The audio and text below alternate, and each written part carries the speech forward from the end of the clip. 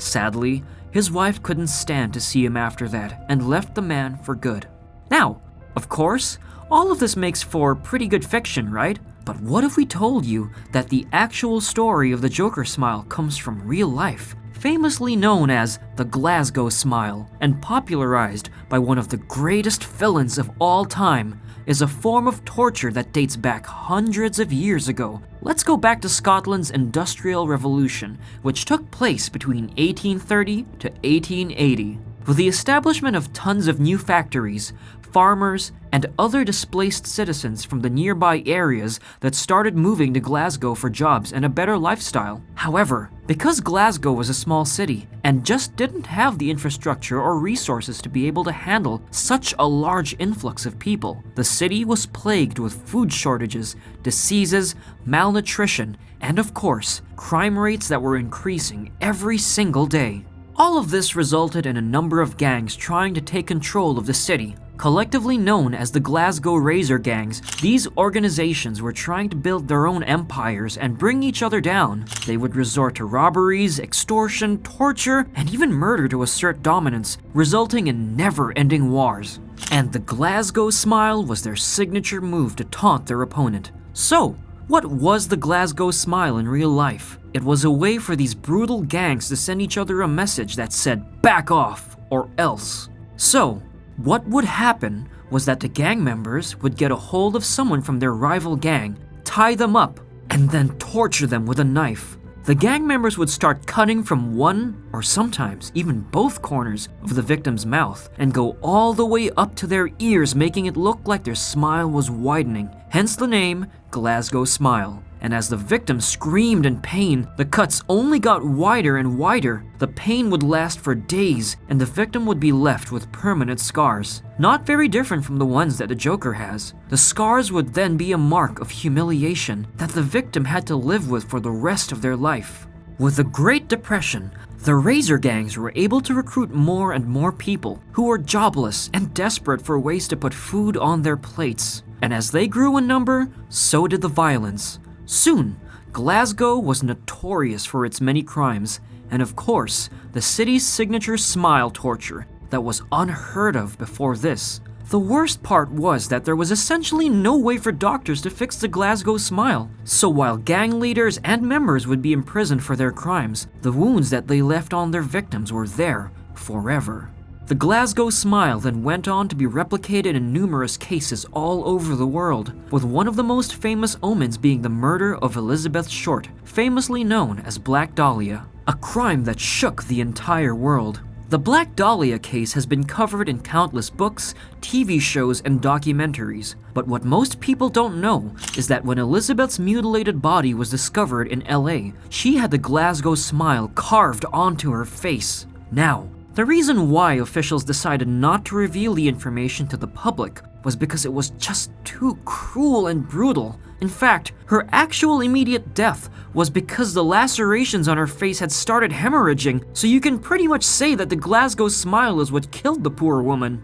But what's even scarier is that the Glasgow smile also went on to impact the world's sports when it was used by the Chelsea Headhunters, a gang associated with the Chelsea Football Club. The Headhunters were famous for getting involved in crazy battles with rival fan clubs, and these arguments would often revolve around them inflicting what they called the Chelsea grin on anyone who dared to challenge the club. And for those of you who think that the Glasgow smile is a thing of the past, only to be portrayed in films through characters like the Joker, you'll be terrified to know that the actor Tommy Flanagan, best known for his roles on TV shows Sons of Anarchy and Peaky Blinders, was actually attacked in Glasgow itself when he was working as a DJ, with the gang members leaving a Glasgow smile on his face. The scars of the attack are still visible till date, and you can probably spot them the next time Flanagan is on TV, giving proof of the fact that this bloody practice still sees no need better role models and fears that too much time is being spent online. The former England football manager has delivered this year's Richard Dimbleby Lecture. It's an event which honours the veteran broadcaster. Gareth Southgate talks about inspiring the Three Lions and of the highs and the lows of his career. Our UK correspondent Adina Campbell reports. Now that single shot could have defined my life, let alone my football career. It didn't, but how I chose to respond to it did. At North Birmingham Academy, these Year 12 pupils have been watching the former England manager make his big speech. Today, young people are bombarded by information at all times of the day. From a device that fits neatly into the palm of their hand. I think it's very easy to look at the negatives of social media, but it has revolutionised everything that we find important in society. It's opened up new opportunities for young people. What he said was, most of it was true, and some influences on the internet actually affect people mentally, physically.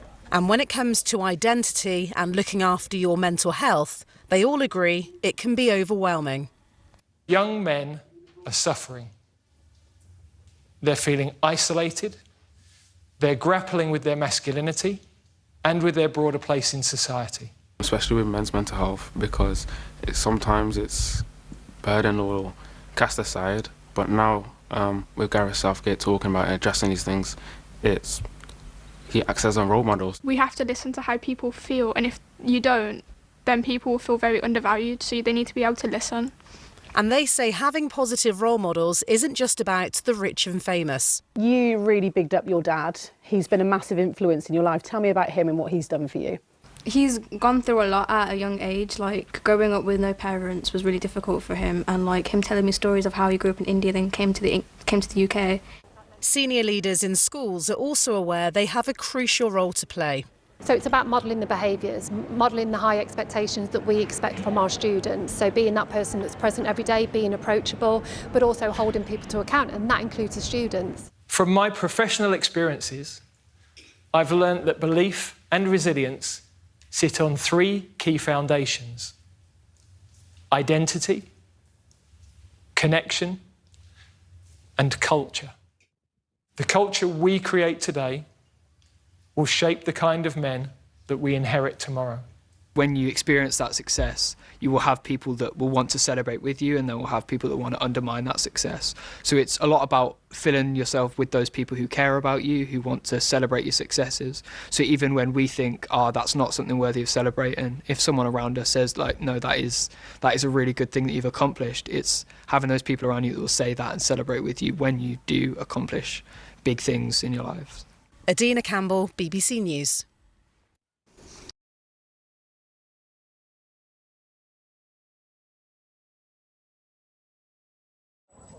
Freedom Podcast, what it do, what it does. I know it's been a minute.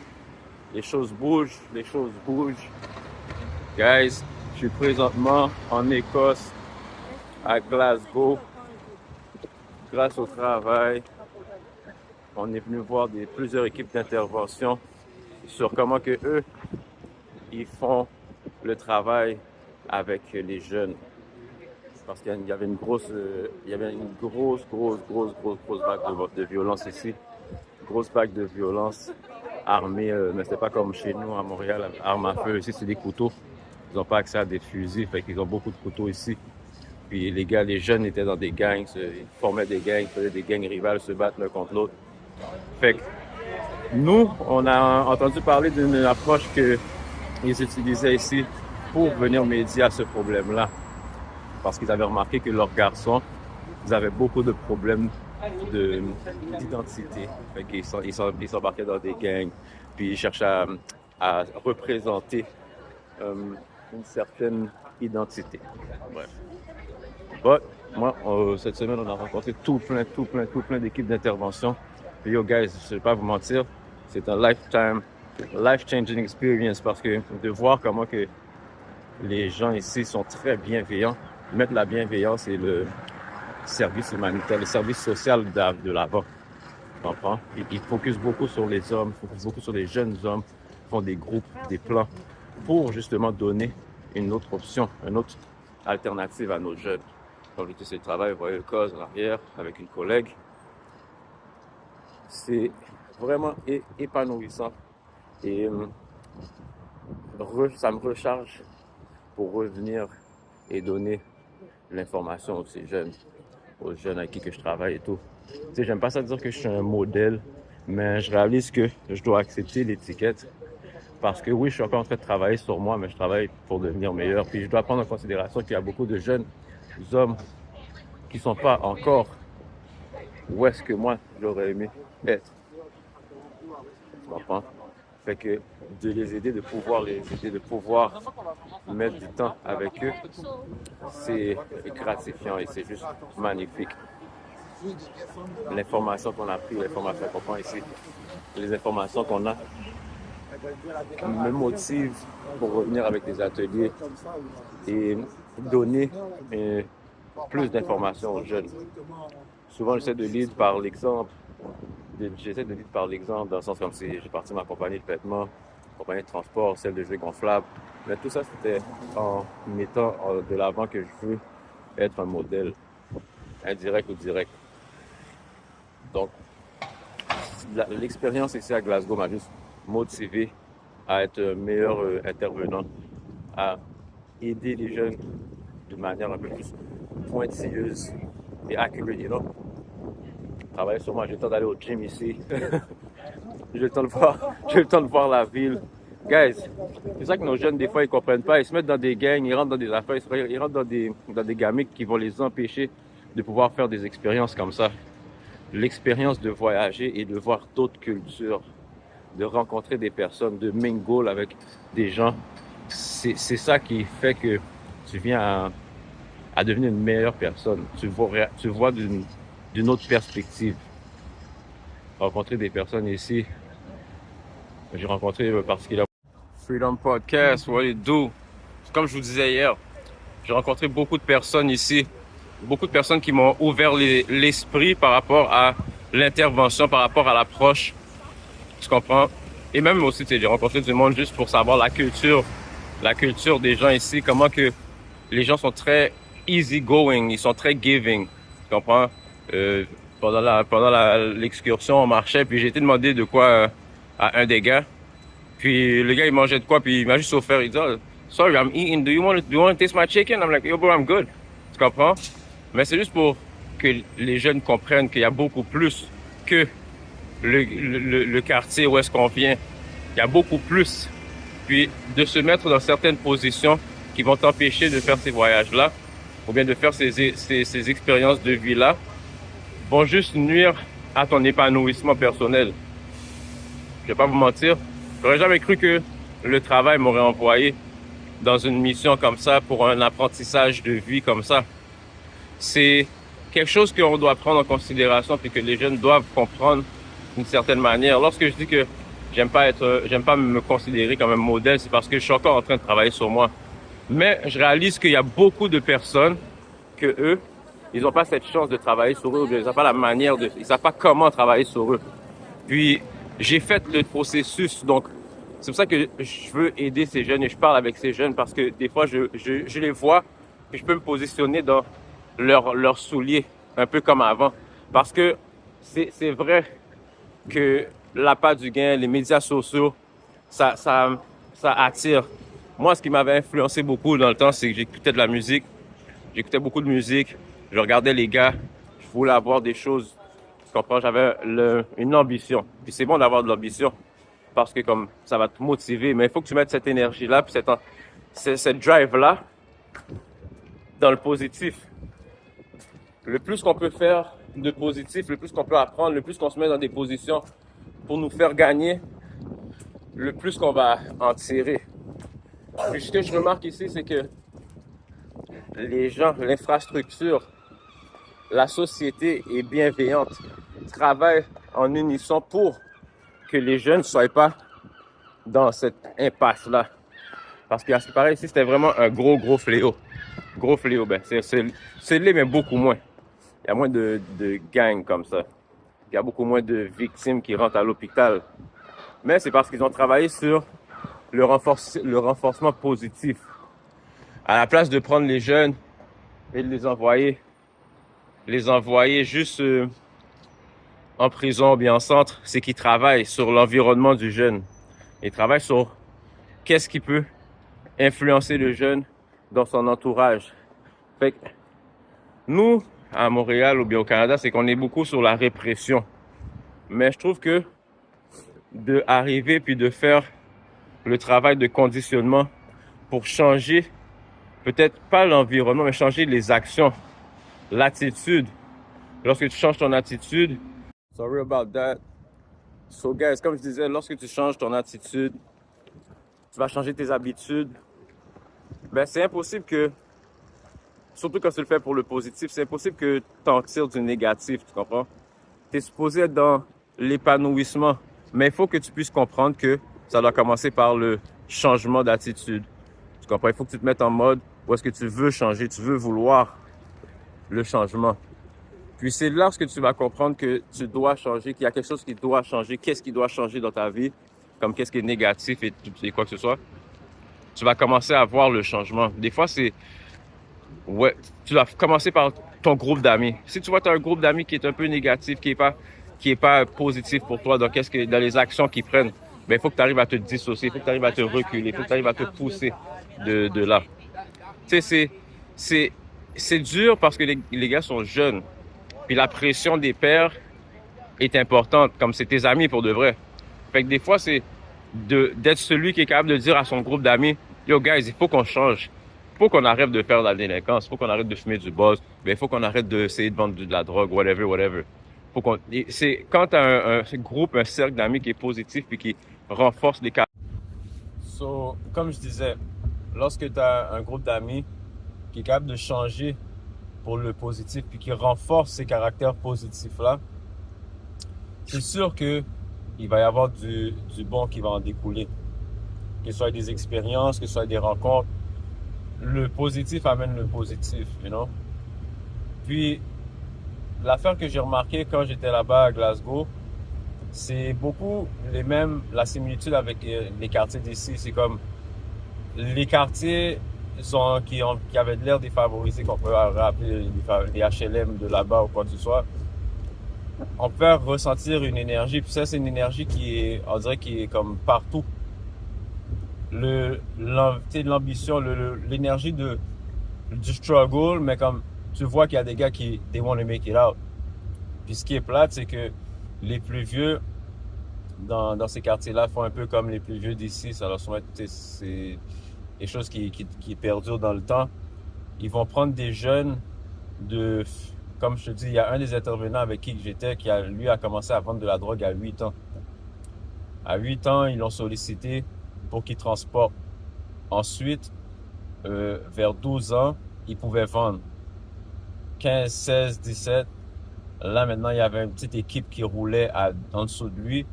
Puis, dans la vingtaine, là, il a commencé à move du H. Du H, là, pour ceux qui savent, faites votre recherche. Bon. Puis, ensuite, il m'expliquait que dans son parcours de criminalité, il y a eu des gangs rivales avec qui lui a dû se battre. Dans ces péripéties-là, il s'est fait kidnapper. Le gars, c'est vraiment une histoire de fou. Il s'est fait kidnapper, il s'est fait poignarder 7 fois devant sa fille. Tu sais, puis moi, je lui demande, mais tes parents, comment qu'ils l'ont pris, comment qu'ils ont réagi à ça? Ben, il me dit, ben, mes parents, c'était un peu la cause parce que son père était in and out de prison. Son père est décédé en prison et sa mère était une addict d'héroïne. Pour ceux qui cherchaient à savoir c'était quoi le hitch, voilà. Fait que dans ces endroits-là, puis tu sais, c'est une histoire comme, pas pour banaliser la sienne, mais c'est plusieurs jeunes, ils ont le même parcours similaire. C'est quelque chose de quand même assez commun dans ces coins-là. Tu sais, c'est aussi des rivalités qui durent depuis longtemps, des rivalités qui sont très basées sur la religion, l'ethnie. Quand les gars m'expliquaient, fait que, tu sais, les enjeux là-bas, c'était très tough, c'était très difficile des styles d'enjeux que les gars ont. Fait que d'aller visiter ces équipes-là m'ont fait beaucoup réaliser que comme si tu arrives à changer un peu les mauvais patterns que tu vas prendre, en tant que jeune homme, en tant qu'homme, on a des patterns, on sait des habitudes qui sont pas trop bonnes pour nous, mais qu'on va des fois, malgré nous, les garder parce qu'on est confortable dedans, c'est notre zone de confort, puis on sait que ça va demander un certain déconfort, une certaine déstabilité. Ça va nous déstabiliser de vouloir faire cet effort de changement-là, si ça fait du sens. tout ça pour vous dire que comme ensuite, à la télévision, ce que je réalisais qui passait, c'était des émissions aussi qui étaient axées, pas toutes les émissions, mais il y avait beaucoup d'émissions qui étaient axées sur la désescalade de conflits. Parler. C'est comme, et j'ai remarqué qu'on dirait que comme il y avait beaucoup de bienveillance qui était même diffusée à la télévision. Which is a good thing. Moi, ce que j'en tire de cette expérience là-bas, c'est que de faire du bien, le bien te revient. Puis, dans mon intervention à moi, dans comment je vais approcher les jeunes, dans comment que comme je vais essayer de leur parler, je vais continuer à travailler sur moi d'une manière positive, d'une manière qui va avoir un impact dans le monde positif, dans mon monde à moi, puis peut-être un jour le monde global, mais qui va avoir un impact positif, puis d'être cet exemple que peut-être eux, ils n'ont pas chez eux, peut-être que eux, ils n'ont pas la chance d'avoir un père qui est actif, mais d'avoir un frère qui est présent, d'être cet exemple peut-être de positif qui va pouvoir leur implanter, leur faire voir que comme de travailler d'une manière positive et forte sur soi va rapporter du bien, va rapporter du positif, on va rapporter le succès. Parce qu'on est tous un peu à la recherche de succès, peu importe la manière que l'on le voit, qu'on voit ce succès-là, mais on cherche tout certain succès-là. Mais ces jeunes-là, ils sont prêts à prendre la vitesse la plus rapide pour atteindre un certain succès, parce que c'est 10 minutes, 5 minutes, ben ils sont prêts à le faire. Moi, j'essaie de leur faire comprendre que ils ont beaucoup de temps devant eux, beaucoup d'années devant eux, puis de mettre les années un peu de jeunesse dans quelque chose qui vont pouvoir s'épanouir dans le futur. C'est pas une perte, c'est un gain. Sur ce, guys, la vidéo est un peu longue. Sur ce, j'espère que vous allez enjoy un peu les footage que j'ai mis, le back scenery que vous allez voir. So yo, guys, peace.